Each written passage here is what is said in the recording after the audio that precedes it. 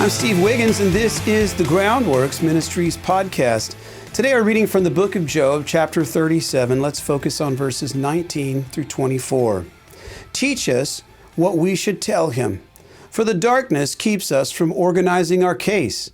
Is he to be told that I will speak? Can a man speak at all when he is already swallowed up? Now people don't see the light, which is bright in the sky, but then the wind blows and clears the clouds away. Out of the north comes a golden glow, fearsome majesty surrounding God, Shaddai, whom we cannot find, whose power is immense in his great righteousness. He does not pervert justice. This is why people fear him. He does not consider those who think of themselves as wise.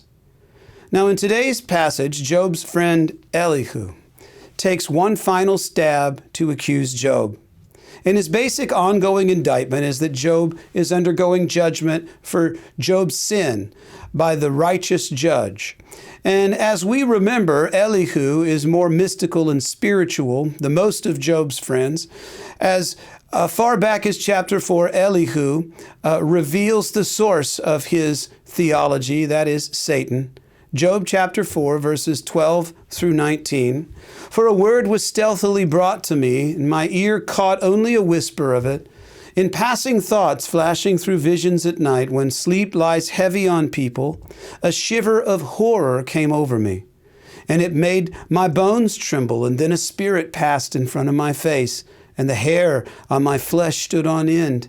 It stood still, the spirit, but I could not make out its appearance. And yet the form stayed there before my eyes.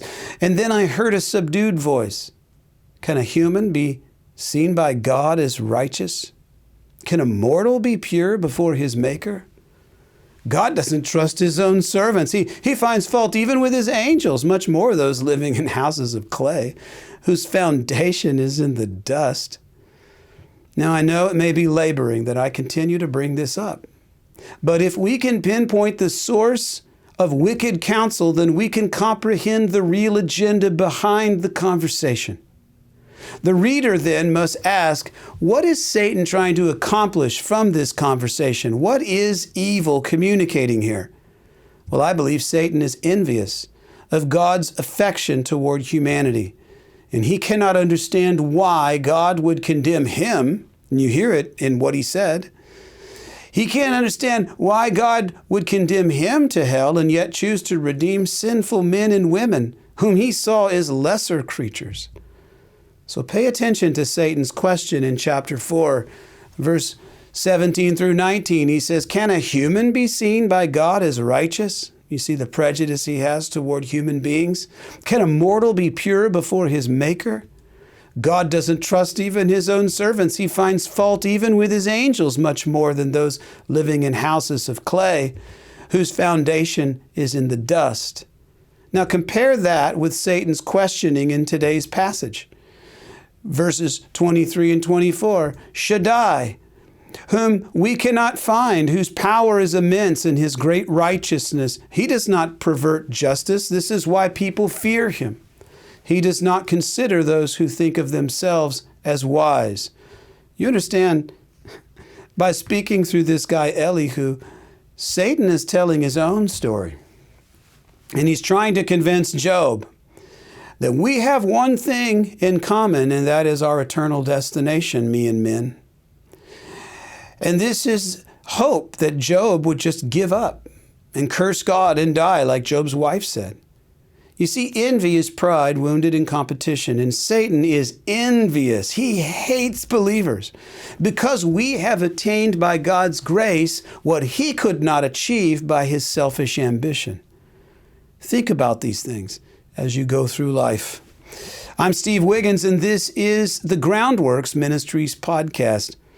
Groundworks Ministries operates entirely through financial donations from faithful people like you. And your giving to Groundworks Ministries transforms lives.